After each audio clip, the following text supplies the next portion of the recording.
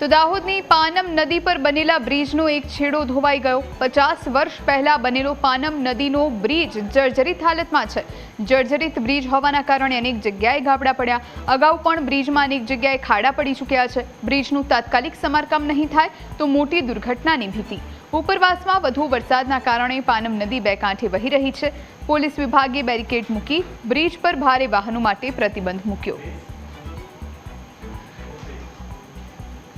આ પુલ વર્ષો જૂનો બનેલો છે અને ત્યારે ગંભીરા બ્રિજની ઘટના બની ત્યાર પછી પણ આ પુલની નિરીક્ષણ કરવામાં આવ્યું હતું અને ત્યારે નિરીક્ષણ કર્યા પછી બી આ પુલની હાલત આવી છે। તેનું કારણ શું છે, એની પાછળ તંત્ર કેમ બેકાર છે? અને બીજી વસ્તુ એ છે કે જ્યારે આ પુલ ખસતો પુલ પણ હમણાં હાલમાં હું ઊભો છું તો મને ઝૂલતો પુલ મહેસૂસ થઈ રહ્યો છે અને પોલીસ તંત્ર હાજર છે પણ પાલિકા તંત્ર નથી હાજર। એનું કારણ શું છે? આ પુલની બિલકુલ જર્જરિત હાલત છે।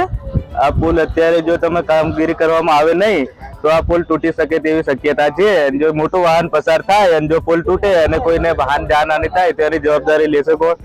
અને આ પુલ મારું તો એટલું જ માંગ છે કે આ પુલ ફટાફટ તમે સમારકામ કરવામાં આવે અને સારો કરી દેવામાં આવે।